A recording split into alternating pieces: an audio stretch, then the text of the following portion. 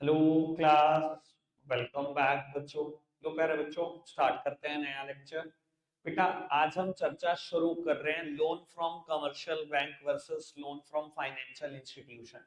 बेटा, last lecture में मेरी जो चर्चा थी वो कमर्शियल पेपर और पब्लिक डिपॉजिट पर थी। कल हमने कमर्शियल पेपर और पब्लिक डिपॉजिट एक ही दिन में खत्म किया। आज लोन फ्रॉम कमर्शियल बैंक और लोन फ्रॉम फाइनेंशियल इंस्टीट्यूशन एक दिन में खत्म कर रहे हैं। तो बेटा, चार सोर्स ऑफ फाइनेंस तो दो ही दिन में करे हमने। इस बार बेटा मैंने डिवेंचर पे भी कम दिन लगाए थे। ठीक है जी। इक्विटी की लिमिटेशन और प्रेफरेंस भी एक दिन में खत्म करे थे। ट्रेड क्रेडिट और रिटेन अर्निंग भी एक दिन में खत्म करे थे। तो काफी सोर्सेज ऑफ फाइनेंस बेटा एक दिन में हो रहे हैं डिस्कस। एटलीस्ट दो तो हो ही रहे हैं डिस्कस अब। ठीक है जी। सर, रिवीजन बैच में इससे कम डिस्कस करना तो वैसे भी प्रैक्टिकली पॉसिबल नहीं है कि मैं एक एक करके फाइनेंसेस पढ़ाऊं, इतना टाइम ही नहीं बचता। तो अभी हम बात करते हैं लोन फ्रॉम कमर्शियल बैंक्स और बेटा लोन फ्रॉम फाइनेंशियल इंस्टीट्यूशन की। क्या फर्क होता है बेटा कमर्शियल बैंक से लोन लेने में और क्या फर्क होता है फाइनेंशियल इंस्टीट्यूशन से लोन लेने में। बेटा, आधे से ज्यादा दुनिया तो यही नहीं जानती होती फाइनेंशियल इंस्टीट्यूशन क्या होता है। जब बोलना होता है कमर्शियल बैंक वहां बोल देंगे फाइनेंशियल इंस्टीट्यूशन। जब बोलना होता है फाइनेंशियल इंस्टीट्यूशन वहां बोल देंगे कमर्शियल बैंक। तीन एग्जांपल दे रहा हूं बेटा, लास्ट टाइम भी बोले थे जो फाइनेंशियल इंस्टीट्यूशन है। IDBI, industrial development bank of India. IFCI, industrial financial corporation of India. ICICI, industrial credit and investment corporation of India.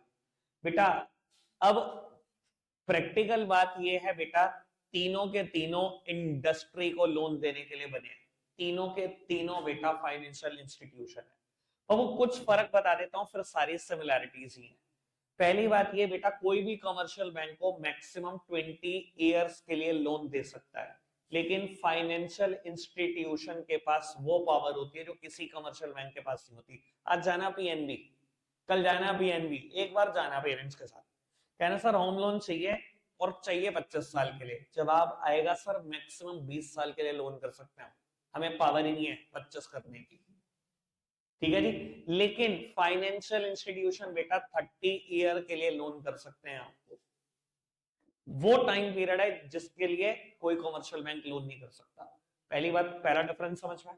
दूसरा डिफरेंस, कमर्शियल बैंक सिर्फ फाइनेंसिंग का काम करते हैं, यानी कि सिर्फ लोन देंगे, खत्म का है बेटा। लेकिन अगर मैं फाइनेंशियल इंस्टीट्यूशन की बात करूं तो बेटा ये टेक्निकल एडवाइसेस भी दे सकते हैं, यानी कि ये मेंटरिंग सर्विसेज, कंसल्टेंसी भी देते हैं।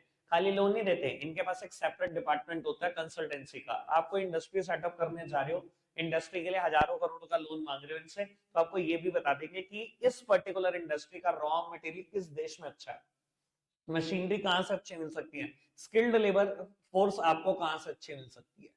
मतलब अपार्ट फ्रॉम फाइनेंसिंग इनके पास कंसल्टेंसी और मेंटरिंग सर्विसेज के लिए भी जाया जा सकता है। जबकि बेटा commercial bank mentoring advisory services नहीं देते। दो डिफरेंस समझ में आए पक्का से। तीसरा डिफरेंस, बेटा कमर्शियल बैंक की ना ज्यादातर बैंक की लिमिट कुछ 100 करोड़, कुछ 200 300 करोड़ बस मैक्स। लेकिन बेटा मैं फाइनेंशियल इंस्टीट्यूशन की बात करूं तो ये बेटा हजारों करोड़ तक का भी लोन दे सकते हैं और बिना किसी हिचकिचाहट के, अकेले। यहां पर बेटा किसी कमर्शियल बैंक से आप लोन मांग लोगे ना, एक कंसोर्शियम बना देंगे। कंसोर्शियम मतलब एक ग्रुप बना देंगे बेटा। अब मांग के देखो 1000 करोड़ का लोन है एसबीआई से, इतना बड़ा बैंक है, पता क्या करेगा, कंसोर्शियम बना देगा। कुछ पैसा एसबीआई डालेगा, कुछ पीएनबी से डलवाएगा, कोई इंडियन ओवरसीज बैंक से, कोई बैंक ऑफ इंडिया से, कोई यूनियन बैंक से मिला कर देंगे आपको 1000 करोड़ लोन। यहाँ मांग कर देखो बेटा, अकेला अकेला बैंक 10-10 हजार करोड़ का लोन कर देगा, अकेला अकेला। ठीक है ना जी बाबू। तो फाइनेंशियल इंस्टीट्यूशन के पास ताकत होती है हजारों करोड़ का लोन करने की, बहुत अच्छी खासी पावर दी है गवर्नमेंट ऑफ इंडिया ने। बेटा इनके पास अकेले फाइनेंस करने की ताकत नहीं होती, स्मॉल स्मॉल अमाउंट में लाकर कंसोर्शियम बनाकर फाइनेंस करते हैं। अभी तक सारी बात समझ में आती है। तीन डिफरेंस की बात कर दी, 20 साल 30 साल, कुछ 100 करोड़ कुछ 1000 करोड़, सिर्फ फाइनेंसिंग, फाइनेंसिंग के साथ कंसल्टेंसी। अब बेटा फाइनेंशियल इंस्टीट्यूशन से जब आप लोन देते हो तो बेटा दो चीजों का और फर्क आ जाता है, ये बात अब वाली बहुत आराम से समझनी। बेटा जब आप कुछ हजार करोड़ का लोन मांगते हो, मान लो आपने 10,000 करोड़ का लोन मांगा और 10,000 करोड़ का लोन देने को तैयार हो गया आईसीआईसीआई आपको, ठीक है जी। बेटा जब इतना ह्यूज अमाउंट का लोन दिया जाता है ना, तो आपके ऊपर दो रेस्ट्रिक्शन लगाई जाती है, दो तरीके की रेस्ट्रिक्शन। सबसे पहले बेटा आईसीआईसीआई बैंक बोलेगा कि मैं एक पर्सन भेज रहा हूं, आपके बोर्ड ऑफ डायरेक्टर के साथ बैठेगा, हर मीटिंग अटेंड करेगा, ये देखेगा मेरे पैसे का यूटिलाइजेशन कहां हो रहा है। इस पर्सन को हम बोलते हैं बेटा नॉमिनी बोर्ड ऑफ डायरेक्टर। यानी कि अपनी तरफ से बेटा पैसे नहीं आएंगे सिर्फ 10,000 करोड़ रुपए, उनका उठकर बेटा एक स्टाफ ही आ जाएगा आपके पास, और ये देखेगा भैया कंपनी करती क्या हमारे पैसों का, कैसे हमारे पैसे वापस होंगे। ठीक है, जब इतनी ह्यूज अमाउंट लोन पर दोगे तो भैया कहीं पर भी फेंकने नहीं देंगे वो आपको पैसे, कि कहीं भी फेंक दो, ये आपकी मर्जी नहीं है। ठीक है जी, 10,000 करोड़ पूरा बैंक लूट सकता है भाई, कहने की बात है भैया। कुछ 100 200 500 करोड़ का बैंक में फ्रॉड हो जाए तो 5-6 साल तक बैंक नहीं उठ पाता। 10,000 करोड़ का लोन दे रहे हैं तो बेटा नॉमिनी बोर्ड ऑफ डायरेक्टर आपकी बोर्ड ऑफ डायरेक्टर की टीम में आके बैठ जाएगा, हर डिस्कशन सुनेगा बेटा कि कंपनी के ग्रोथ के क्या प्लान है, सर्वाइवल के क्या प्लान है, कैसे पैसा वापस होगा, कैसे इंटरेस्ट वापस होगा, सब कुछ देखे। ठीक है जी। दूसरी और सबसे काम की रेस्ट्रिक्शन, बेटा इस रेस्ट्रिक्शन को ना मैं टेक्निकल भाषा में बोलता हूं, ये वर्ड याद रह जाए बहुत अच्छी बात, मैं 12th में मुझे दोबारा याद करवाना है। इसे हम बोलते हैं कॉन्ट्रैक्चुअल कॉन्स्ट्रेंट, मतलब कॉन्ट्रैक्ट से कॉन्स्ट्रेंट लगाना। बेटा फाइनेंशियल इंस्टीट्यूशन के साथ जिस दिन लोन एग्रीमेंट साइन हो रहा होता है ना, इन्होंने लोन एग्रीमेंट में कंडीशन डाली हुई है कि आप हमारे से बिना पूछे डिविडेंड नहीं बांट सकते। 10,000 करोड़ हमने दिए हैं, अगर आप 10,000 करोड़ से कुछ भी कमा रहे हो, ये ना सोचना बस इंटरेस्ट दिया और भैया डाल दो पैसे डिविडेंड में बांट दो। भैया कमर्शियल बैंक, फाइनेंशियल इंस्टीट्यूशन ये पूरा इंश्योर करना चाहेंगे कि अगर आपने उनके पैसे से कुछ कमाया है तो उनके लिए बचा के रखो आप, ऐसा ना हो आज लुटाते जाओ कल उनको देने के लिए ना बचे। तो बेटा ये आपके ऊपर कॉन्ट्रैक्ट से, लोन एग्रीमेंट से कॉन्स्ट्रेंट लगा देते हैं। किस चीज पे कॉन्स्टेंट लगा देते हैं कि डिविडेंड नहीं बांट पाओगे आप बिना इनसे पूछे। यानी कि अगर कोई कंपनी 1,000 2,000 करोड़ रुपए भी एक साल कमा रही है तो बेटा कॉन्ट्रैक्ट से उसके ऊपर कॉन्स्टेंट लगा, वो डिविडेंड बांट नहीं पाएगी, पहले फाइनेंशियल इंस्टीट्यूशन की अप्रूवल लेनी पड़ेगी कि मैंने इतना फालतू कमाने, मुझे डिविडेंड बांटने की अप्रूवल दो इस साल। समझ में आ रही है बात, क्लियर है बात? मैंने टोटल मिलाकर 5 बातें करी, सुन लो दोबारा और मैं इसके बाद बेटा बुक से शुरू कर रहा हूँ। 20 साल 30 साल सिर्फ फाइनेंसिंग, फाइनेंसिंग के साथ mentoring services, advisory, consultancy services, कुछ 100 करोड़ के लोन, बेटा हजारों करोड़ के लोन। दो तरीके की रेस्ट्रिक्शन अगर आप इनसे लोन लो, एक तो nominee board of director, board of director के साथ आके बैठ जाएगा, सब डिस्कशन का पार्ट हो जाएगा। दूसरा बेटा कॉन्ट्रैक्चुअल कॉन्स्ट्रेंट लगा दिया जाता है डिविडेंड बांटने पर, अपनी मर्जी से डिविडेंड नहीं बांट पाओगे। ठीक है जी, 5 बातें हो गई। एक बात चलो मतलब सिमिलैरिटी की भी कर देता हूँ, बेटा कमर्शियल बैंक हो या फाइनेंशियल इंस्टीट्यूशन हर टाइम पीरियड के लिए लोन करते हैं। अगर कोई आपसे पूछे ना शॉर्ट टर्म फाइनेंसिंग का कोई एग्जांपल दे दो, शॉर्ट टर्म के लिए मुझे फाइनेंसिंग चाहिए विद इन 1 ईयर वापस, बेटा कमर्शियल बैंक और फाइनेंशियल इंस्टीट्यूशन शॉर्ट टर्म के लिए भी लोन करते हैं। बैंक ओवरड्राफ्ट और सीसी लिमिट बेस्ट एग्जांपल होते हैं शॉर्ट टर्म लोन का। ठीक है, 12th क्लास में बच्चा आ जाता है, अकाउंटिंग सिखा रहा होता हूं मैं कंपनी की, मुझसे पूछता है सीसी लिमिट, भैया ये कैसे एग्जांपल हो सकता है करंट लायबिलिटी का, ये कैसे विद इन 1 ईयर पे हो जाती है? भैया आधे से ज्यादा दुनिया नहीं जानती, दुकानदारों को भी ये लगता है 25 साल से मेरी सीसी लिमिट चल रही है। सीसी लिमिट कैसे एग्जांपल हो सकती है short term source of financing का? तो आपकी नॉलेज के लिए एक बात बोल रहा हूँ, आराम से सुन लेना। सीसी लिमिट के बारे में ध्यान तो होगा, जब मैंने कभी बताया था बाबू, क्या होती है सीसी लिमिट? मान लो बेटा बैंक में आपने 25 लाख की सीसी बनवा ली, सूरत सामान खरीदने चले गए, 5 लाख का सामान खरीदा, सीसी का चेक दे दिया, ठीक है जी, खाते से कितने पैसे निकल गए? 5 लाख। ब्याज किस पे लगेगी? 5 पे। सीसी लिमिट की ये ब्यूटी होती थी, जितना अमाउंट निकला उसी पे ब्याज देना है, 5 ही लाख पे ब्याज देना है। बाबू दुकान की सेल हो गई आज 2 लाख, 2 लाख रुपए सीसी लिमिट अकाउंट में जमा करा दिए, 5 निकले हुए थे, 2 जमा हो गए, पैसे कितने निकले हुए? 3 लाख। ब्याज किस पे लगेगी? आकाश भाई यूज करने, बाबू पैसे निकले हुए 3 लाख, ब्याज कितने पे लगेगी? 3 लाख पे। पूरे साल ये कहानी चलती रहती है, जितना पैसा निकालो उसमें ब्याज देते रहो। ठीक है जी, सामान खरीदने जाओ, चेक दे आओ, दुकान की सेल करो, जमा करा दो, ये पूरे साल कहानी चलती है। लेकिन साल में एक दिन ऐसा जरूर आता है जिस दिन बैंक से कॉल आती है, और अराउंड 25 टू 31 मार्च आती है कॉल कि सर पूरी लिमिट जमा करानी पड़ेगी इस बार। तो आप एक बार साल में एक बार बैंक इंश्योर करता है कि आप सारे पैसे जमा कर दो। अब आपकी लिमिट 25 लाख की थी, पूरे 25 लाख रुपए आपसे जमा कराएंगे। ठीक है जी, मतलब जितने भी पैसे निकले हुए होंगे उतने जमा करेंगे। मतलब वो ये देखना चाहते हैं कि पैसा है ना आपके पास ही। ठीक है जी, चाहे अगले दिन फिर निकाल लो। अब मैं कहता हूँ भैया बहुत सारे बिजनेस ऐसे होते हैं जिन्होंने 25 के 25 लाख रुपए निकाल रखे होते हैं, इस्तेमाल कर रहे होते हैं कहीं कहीं पर। देखो वैसे तो बैंक चाहता है कि पूरी सीसी का पैसा दुकान पर इस्तेमाल हो, पर बेटा अगर दुकान पर इस्तेमाल ना हो, कई लोग प्रॉपर्टी भी खरीद कर बैठ जाते हैं, 25 लाख निकाले प्रॉपर्टी खरीद कर बैठ गए, करते हैं, दुनिया ऐसा करती है। लेकिन बैंक ये इंश्योर करना चाहता है कि आपके पास ही है ना वो पैसा, इसलिए वो कहता है पूरे 25 जमा कराओ। अब आप क्या करते हो, आप भी एडजस्टमेंट करते हो, किसी दोस्त यार को फोन करा, भाई 25 लाख चाहिए 2 दिन के लिए, लाओ दो, चलो जी 25 लाख दिए, जमा कराए, 2 दिन रखे, 2 दिन बाद निकाल सकते। क्योंकि साल में एक बार तो आपके पैसे की पूरी पेमेंट होगी होगी, इसलिए बेटा सीसी शॉर्ट टर्म फाइनेंसिंग का पार्ट है। इसलिए बेटा जो लोग सीसी लेते हैं उसको करंट लायबिलिटी में दिखाते हैं, ना कि नॉन करंट लायबिलिटी। ये भी बता देता हूं, अगले साल पढ़ाऊंगा आपको अकाउंटिंग में। समझ में आती है? 12th क्लास के बच्चे नहीं बता पाते, और मैं सच बोल रहा हूं ये। चलो खैर आगे बढ़ जाते हैं बेटा, मेरी ये चर्चा नहीं है। बाबू मैंने आपको ये बताने की कोशिश की कि कॉमर्शियल बैंक हो या फाइनेंशियल इंस्टीट्यूशन हर टाइम के लिए लोन करते हैं। विद इन 1 ईयर भी इनके लोन है, 1 to 5 ईयर भी लोन है, और 5 से ज्यादा ईयर के लिए भी लोन है। यानी कि short term source of financing भी है, medium term source of financing है, और long term source of financing भी है। कभी कोई पूछ ले, ये दोनों बेस्ट एग्जांपल है इस चीज का। क्लियर? अब आ जाओ बेटा, फटाफट से सारी मेरिट और डीमेरिट मुझे खत्म करनी है। पहले इंट्रो पढ़ते हैं। Commercial bank occupy a vital position as they provide fund for different purposes as well as for the different time period. अभी मैं यही बात कर रहा था। Bank extended loans to the firm of all size in many ways like CC limit, OD, term loan. Term loan को बेटा हम लैप बोलते हैं प्यार से, loan against property, LAP। LAP purchase और discounting of bill, issue of LC. LC के बारे में भी अब तो जान चुके हो बेटा, मुझसे एक्सपोर्ट प्रोसीजर तक पढ़ चुके हो। ठीक है ना, एलसी आता है ना, लेटर ऑफ क्रेडिट। बाबू उसके बाद कहता था बस ठीक है, इंट्रोडक्शन में इतनी बात बहुत है, आगे बढ़ जाओ फटाफट से। बेटा मैरिट्स पढ़नी है, स्पीड बढ़ाकर एक बार 4 मैरिट आप पढ़ रहे हो, फिर मैं अगर कोई भी प्रॉब्लम आएगी तो देखता हूं। चारों पढ़ने एक मिनट।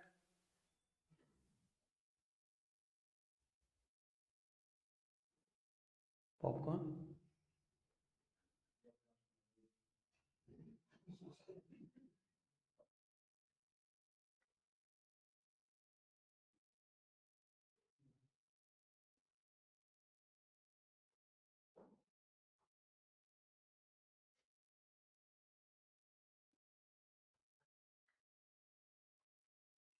Party new year.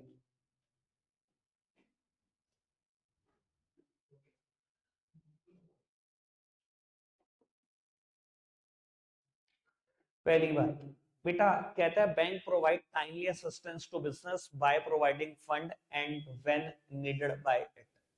देखो बेटा बैंक ना आपको जब पैसा चाहिए हो तब दे सकता है, सेम बात फाइनेंशियल इंस्टीट्यूशन की भी है। देखो बेटा कुछ चीजें तो इस चीज पर डिपेंड करती है कि मार्केट, शेयर मार्केट मंदी के दौर से जा रही है या अच्छे टाइम पीरियड से जा रही है। जैसे कि मैं कहूँ बहुत मंदी का दौर है, कोविड है, शेयर मार्केट के लिए ना सबसे फजियत वाली पोजीशन जो मैंने देखी है वो कोविड में देखी है। भाई रोज टूट रही है मार्केट। LIC का शेयर लाना था गवर्नमेंट ऑफ इंडिया को, 100% शेयर रखती है गवर्नमेंट LIC में, तब रखती थी, 3.25% शेयर बेच रही थी उस टाइम पर। बेटा गवर्नमेंट को 1.5 साल डिले करना पड़ा, 1.5 साल, सिर्फ इस वजह से कि मार्केट ठीक नहीं है, कोई खरीदेगा नहीं LIC के शेयर। लेकिन एक बात बताओ, मतलब कोविड जैसे सिचुएशन में इक्विटी शेयर नहीं बिक रहे, और तो क्या ही बिकेगा ना, प्रेफरेंस शेयर बिक रहे, डिवेंचर, कुछ नहीं बिक रहा, कोई नहीं खरीद रहा। जो कंपनी ला रही वो बिरान हो रही, वो परेशान हो रही कि भाई कोई खरीद ही नहीं रहा। लेकिन मैं कहता हूं आपको फंड की जरूरत है, ठीक है, इक्विटी शेयर नहीं दे सकते आप, कंपनियों प्रेफरेंस शेयर नहीं दे सकते, डिवेंचर नहीं दे सकते, क्या बैंक भी पैसा नहीं दे सकता?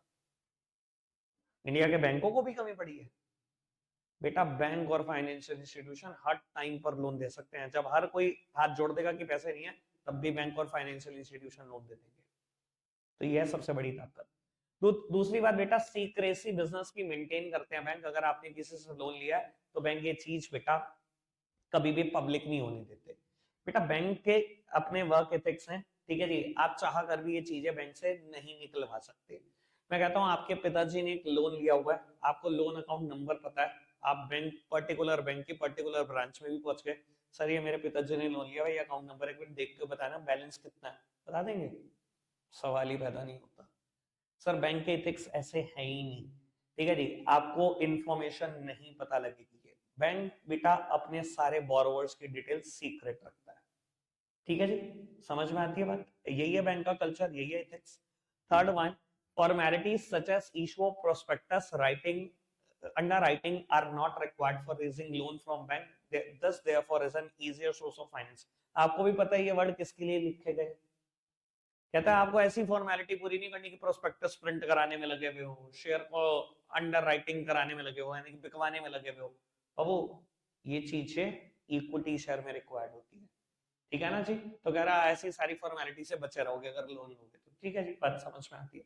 फोर्थ वन थोड़ी सी बात गलत है, आपको भी पता है, बात में पहले भी कर चुका हूं। Loan from bank is a flexible source of finance, हंस लो और सुन लो, as a loan amount can be increased according to the business need and can be repaid in advance when funds are not needed। very good, शाबाश तेरे झूठे हौसले को। बाबू कहता है loan amount कभी भी बढ़वाई जा सकती है, हाँ मामा लगता है बेटा, बिल्कुल, बैंक तो इसलिए बैठे हैं, जितने मर्जी वैसे मांग लो, है ना। और कह रहा है कि कभी भी रीपे किया जा सकता है अगर फंड्स की जरूरत नहीं है। सो दोनों ही बातें गलत, दोनों ही बातें गलत, एब्सोल्युटली रॉन्ग। अब मैं बता देता हूं बेटा क्यों नहीं बढ़ाए जा सकते फंड। देखो बेटा एक कंडीशन है जिसपे आप बढ़वा सकते हो लोन, वो कंडीशन क्या समझना, आपके पास 1 करोड़ की प्रॉपर्टी है, 100 lakhs आपने बैंक में गिरवी रखी, आपको पता है मैक्सिमम बैंक आपको कितना लोन कर सकता है, 25% का मार्जिन छोड़कर, यानी कि 75 लाख का लोन हो सकता है।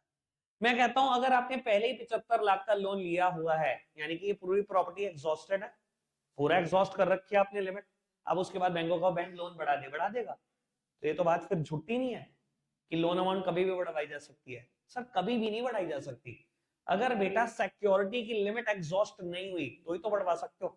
मान लो मैंने लिया ही पहले 50 लाख का लोन था, अब मुझे 25 की और जरूरत है, क्या इस सिचुएशन में बढ़ाई जा सकती है, बढ़ाई जा सकती है, प्रोवाइडेड मेरी पेइंग कैपेसिटी भी हो, मैं रीपे भी कर पाऊं, मेरी इतनी इनकम भी हो। बैंक इनकम टैक्स रिटर्न भी चेक करता है कि आपकी उतनी इनकम है कि आप इतनी बड़ी किस्त दे सकते हो। तो सर ये चीजें ना कंडीशन पे डिपेंड करती है, ये तो इतने आराम से ऐसे लिख देते हैं जैसे बिल्कुल मजाक चल रही हो, बैंक हमारा मामा है, जब मर्जी जितना मर्जी लोन ले ले, ऐसे नहीं होता। दूसरी बात बेटा ये कह रहा है फंड को कभी भी रीपे किया जा सकता है अगर आपको जरूरत नहीं है। सर आपको पता है इस चीज के लिए भी आपको चार्जेस देने पड़ते हैं, मैंने पिछली बार भी बोला था, प्री पेमेंट चार्जेस। आपने बेटा लैप ले लिया, एक लोन अगेंस्ट प्रॉपर्टी, 20 लाख रुपए का ले लिया फॉर 7 ईयर्स, 3 साल के बाद आपको लगा मेरे पास पैसे, मुझे जरूरत नहीं है, 3 साल के बाद आप पे करने चले गए, मैं कहा भैया मेरे पास पूरे 20 के 20 लाख है, वापस दो। बैंक का जवाब पता क्या होगा, सर हमें नहीं चाहिए, आप देने आगे, चलो कोई नहीं, देते रहो, प्री पेमेंट चार्जेस है 4%, लाओ 80,000 रुपए फ्री में लूट लेंगे। मतलब प्री पे करने के भी चार्जेस, आपको लगेगा मैं बैंक का भला सोच रहा हूँ, मैं उसको जल्दी पैसे दे रहा हूँ, वो कहेगा मेरा बुरा करने क्यों आ गया, यही तो कमाई लोन से है, क्यों वापस करने आ गया, आराम से रखो मुझे देते रहना ब्याज के साथ। तो भैया इतना आसान नहीं है ये, मेरिट तो मेरे हिसाब से तो कहीं से कहीं तक मेरिट नहीं है, लिखना भी मत इसको, ठीक है ना जी। लेकिन कम ज्ञान बड़ा खतरनाक होता है, ठीक है जी। अब आपके स्कूल वाले क्या कराएंगे ये मुझे पता नहीं, मैं तो वो बात कर रहा हूँ, मैं सारा दिन इन चीजों में खेलता हूँ। आगे बढ़ जाओ बेटा, लिमिटेशन की बात करते हैं, एक बार फटाफट से पहली लिमिटेशन पढ़ना बेटा, कॉमर्शियल बैंक एक स्पेसिफाइड टाइम के लिए आपको लोन कर सकते हैं, या शॉर्ट पीरियड का मतलब कुछ और नहीं, 20 साल है, कहता है उसके बाद एक्सटेंशन कर पाना या नया टाइम दे पाना बैंक के लिए पॉसिबल नहीं होगा। मान लो आपको 20 साल के लिए लोन हुआ है और आप आखिरी के कुछ महीनों में बैंक को कहते तो मेरे से उतर नहीं रहा लोन, कुछ और टाइम पीरियड एक्सटेंड कर दो, सर नहीं हो पाएगा, कमर्शियल बैंक नहीं कर पाएंगे बेटा, वो एक दिन भी ऊपर नहीं कर सकते, उनके ऊपर रेस्ट्रिक्शन है ये गवर्नमेंट ऑफ इंडिया की तरफ से, ठीक है ना जी। दूसरी limitation, bank make detailed investigation about the companies affair financial structure and may also ask for the security of asset and the person surety, this make the procedure of obtaining funds slightly difficult. और बिल्कुल actually में ऐसा होता है, बेटा bank ऐसे ही हलवा नहीं है कि लोन कर देगा। बैंक क्या कहेगा, सब फाइनेंशियल्स मांगेगा आपसे, सब पिछले 3-4 साल के इनकम टैक्स रिटर्न लाओ, कंपटीशन लाओ, बैलेंस शीट लाओ जी, trading profit and loss account लाओ जी, हमें पता लगना चाहिए आप क्या करते हो, ठीक है जी, प्रोजेक्ट रिपोर्ट लाओ जी, कहीं पर इन्वेस्टमेंट करनी है तो उसकी, सारे फाइनेंशियल मांग लेगा। इसके अलावा सब कुछ दे भी दिया आपने, उसके अलावा कहेगा कुछ गिरवी रखो, मॉर्गेज भी करो, चलो घर भी गिरवी रख दिया, उसके अलावा भी कहेगा 2 गारंटर लेकर आओ। तो भैया ये प्रोसीजर बहुत डिफिकल्ट हो जाता है, और आज की तारीख में आपको पता है गारंटी लेना तो क्राइम है, कोई गारंटी लेके राजी नहीं। क्लियर जी बात बाबू। थर्ड वन, क्यों गारंटी लेना क्राइम में बताया था ना, 2 किस्तें ना दो आप, तीसरी किस्त में मैसेज आ जाएगा जी फटाफट से जरा किस्त जमा कराओ, और तीसरी नहीं जमा कराई, चौथी किस्त में मैसेज पहुंच जाएगा गारंटर के पास, ये आपने किसी लोन की गारंटी दी, आप आ जाओ, आप ही को नाप देंगे बेटा। तो इतना आसान नहीं है गारंटर बनना, ठीक है ना जी। अब पढ़ो जी तीसरी लिमिटेशन, फटाफट से पढ़ दो, समझ में आ जाएगी, नहीं आएगी यार समझ बाबू। कहता है in some cases difficult terms and condition are imposed by bank for grant of loan, for example restriction may be imposed on the sale of mortgage goods, thus making normal business working difficult। मैंने last time example दिया था, शायद याद आ जाए आपको, सुनना बेटा। ये पर्टिकुलरली जो बात चल रही है, जो एग्जांपल चल रहा है ना, सीसी लिमिट का चल रहा है। सीसी लिमिट जब बनती है ना, कैश क्रेडिट लिमिट, बिजनेस के लिए ही बनती है। तो बेटा उसमें आपको बता देता हूं, प्राइमरी सिक्योरिटी जो मॉर्गेज होती है वो होती है आपकी दुकान पे रखा हुआ स्टॉक, और सेकेंडरी सिक्योरिटी जो मॉर्गेज होती है वो कोई भी इमोवेबल प्रॉपर्टी, आपका घर हो सकता है, आपकी दुकान हो सकती है। जिस दिन बैंक सीसी करने वाला होता है ना, सबसे पहले आपकी दुकान पर देख के आता है, ओहो कितना स्टॉक पड़ा है, बच्चा का स्टॉक पड़ा है, चलो ले लो सीसी। उसको आपकी दुकान के स्टॉक से मतलब है, और ध्यान रख लेना वो उसी दिन स्टॉक समझ लो गिरवी हो जाता है बैंक के पास। प्राइमरी चीज, प्राइमरी सिक्योरिटी जो सीसी के केस में गिरवी होती है, वो बेटा आपकी दुकान में रखा हुआ स्टॉक है। और सेकेंडरी सिक्योरिटी जो गिरवी होती है बेटा, वो कोई इमूवेबल प्रॉपर्टी है। भगवान ना करे आप सीसी की किस्त दे नहीं पा रहे हो, उसने मांगा कि भैया एक बार जमा करा दो, और आप जमा नहीं करा पाए, ध्यान रख लेना दुकान ही सील हो जाती है, सारा स्टॉक गिरवी, क्योंकि बैंक के पास था, दुकान ही सील हो गई।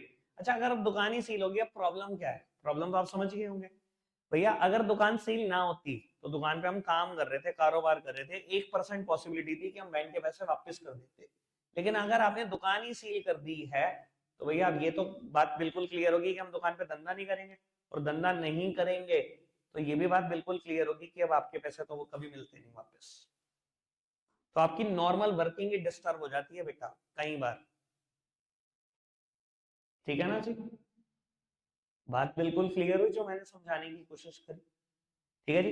लास्ट टाइम पर मैंने आपको अपने एक रिलेटिव के बारे में बताया था, दिल्ली में गोडाउन ले रखा था उन्होंने किराए पर, और बहुत फुटवेयर का काम करते हैं, बड़ा अच्छा खासा नाम है उनका, ठीक है जी। और पूरे गोडाउन भरा पड़ा था, कहीं 1000 गज का गोडाउन था।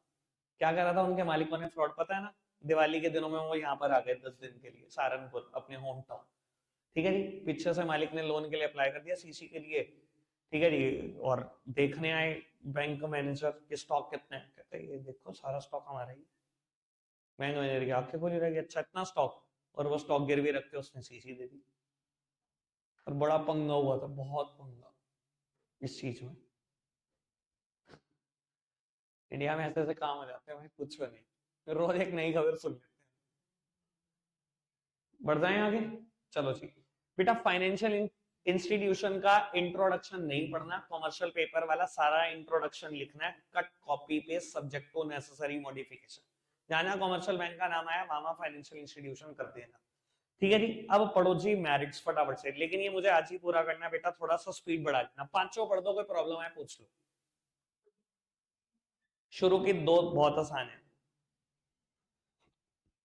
सेकंड और फिफ्थ, इनमें से कुछ पूछना है तो बताओ। फाइनेंशियल इंस्टीट्यूशन खाली नहीं है बेटा, कि बिल्कुल ही खाली है, जो डिप्रेशन के पीरियड में उनके पास पैसा नहीं है, ऐसा कभी नहीं होता, उनसे ले लो लोन जितना चाहिए, ठीक है ना जी। उस टाइम के लिए भी लोन कर देंगे जिस टाइम के लिए कमर्शियल बैंक नहीं कर पाएंगे, 30 साल यानी कि, ठीक है जी। और बेटा कंसल्टेंसी भी देते हैं, ये बातें तो बहुत सिंपल है। अब आ जाओ फोर्थ पॉइंट पर, ये बात कमर्शियल बैंक पर भी इक्वली एप्लीकेबल है, अगर एनसीईआरटी ने नहीं लिखी तो भैया एनसीईआरटी का फॉल्ट, लेकिन ये बात कमर्शियल बैंक पे भी लगती है। as repayment of loan can be made in the easy installment, it does not prove to be much of burden on the business. बेटा बात बड़ी सिंपल सी ये है, देखो आपने 10 लाख का लोन लिया, प्लीज मेरी तरफ देखना, 10 लाख का लोन लिया, 10 साल के लिए लिया। बैंक क्या करेगा, बैंक आपकी किस्त बना देगा 11,000 रुपए महीना, ठीक है जी। 11,000 रुपए महीना किस्त बना दी, तो साल के कितने दिए, 1,32,000, 1,32,000, 10 साल में कितने दिए, 13,32,000। आपने 10 लाख का लोन लिया था 10 साल के लिए, 10 साल में 13,32,000 रुपए का सब कुछ उतर गया, यानी कि मोटी मोटी बात बोलूं तो 3,20,000 का इंटरेस्ट चला गया। 10 लिए थे, 13,20 वापस कर दिया। अब बेटा क्योंकि इतनी सिंपल से इंस्टॉलमेंट बन जाती है, आपको पता भी नहीं लगता लोन कब उतर गया। क्या दे रहे हो, 11,000 रुपए महीना दे रहे हो, पता भी नहीं लग रहा। उसी 11,000 में प्रिंसिपल कंपोनेंट भी है, उसी 11,000 में इंटरेस्ट कंपोनेंट भी है। 11,000 रुपए जाते रहेंगे जाते रहेंगे जाते रहेंगे, 10 साल बाद आपको पता लगेगा लोन उतर गया। तो इतना आसान है रीपे करना। अब यही सोचो या अगर आप किसी थर्ड पार्टी से जरूरत के टाइम पर 10 लाख रुपए उठा लो, तो ब्याज कितनी बताएगा, 1.5-2% मार्केट की ब्याज है, जी 15,000 20,000 ब्याज देते। अब आप 15-20,000 पे ब्याज देते रहोगे, और मैं सच बता रहा हूँ जिंदगी भर देते रहोगे। थर्ड पार्टी से मतलब लोन लेने का या फाइनेंसिंग लेने का यही एक नुकसान है कि इंटरेस्ट ही जाता है, बहुत मुश्किल से प्रिंसिपल अमाउंट उतरता है। अब यही सोचो 15,000 रुपए उसको दे रहे हो पर मंथ, 11,000 रुपए की किस्त आती है बैंक से लोन लेते, ठीक है ना जी, क्लियर है ना ये बात जो मैंने समझाने की कोशिश करी। हर्षित समझ आ रही है, 2 मिनट रुकना है। थर्ड पॉइंट कहता है obtaining loan from financial institution increases the goodwill of the borrowing company in the capital market. Consequently, such a company can raise fund easily from other sources as well. बेटा हिंदुस्तान में ना लोगों को लगता है अच्छा मैंने लोन ले लिया, मेरी नाक कट जाएगी, किसी को पता लग गया मेरी इज्जत घट जाएगी। ये पढ़ो क्या लिखा हुआ है, कहता है अगर कोई भी बोरोइंग कंपनी लोन ले रही है किसी फाइनेंशियल इंस्टीट्यूशन से, तो कैपिटल मार्केट में आपकी गुडविल बनती है, इज्जत बनती है। क्योंकि फाइनेंशियल इंस्टीट्यूशन अगर किसी को लोन दे रहा है ना, इतना पोस्टमार्टम करने के बाद लोन मिलता है, इतनी बिजनेस के अंदर घुस जाते हैं वो, कि अगर उन्होंने लोन दे दिया ना, तो बेटा सब मानते हैं कि बिजनेस में सब कुछ सही चल रहा है, वरना लोन ही ना करता फाइनेंशियल इंस्टीट्यूशन। अगर सब कुछ सही चल रहा है तो दूसरे लोग भी तैयार हो जाते हैं, अरे मेरे से भी ले ले लोन, ले डिवेंचर से भी ले ले पैसा, ले प्रेफरेंस से भी ले ले पैसा। तो ये आपकी इतनी इज्जत बना देता है मार्केट में, ठीक है जी। रही बात लिमिटेशन की, 3 है बेटा, ये कॉन्ट्रेक्चुअल कॉन्स्ट्रेंट वाली बात, ये नॉमिनी बोर्ड ऑफ डायरेक्टर वाली बात, और ये बात अभी मैंने करी है कॉमर्शियल बैंक में भी। तीनों पढ़ दो बस फटाफट से, पैक करो। हाँ भाई 3 पढ़ने में जितना टाइम लगेगा उतना ही लगेगा, बस लगा टाइम।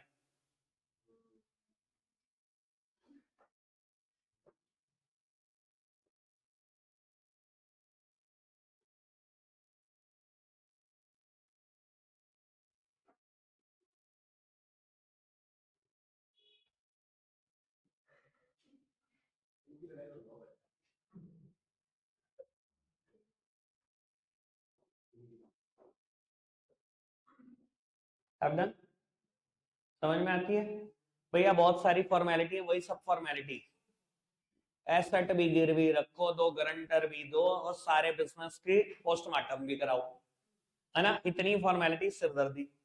डिविडेंड बांटने पर कॉन्स्ट्रेंट लगाता है और nominee board of director team में आ जाएगा, सारी बात करती, दोनों के दोनों सोर्स ऑफ फाइनेंस बिल्कुल शुरू से लेकर एंड तक खत्म करती है।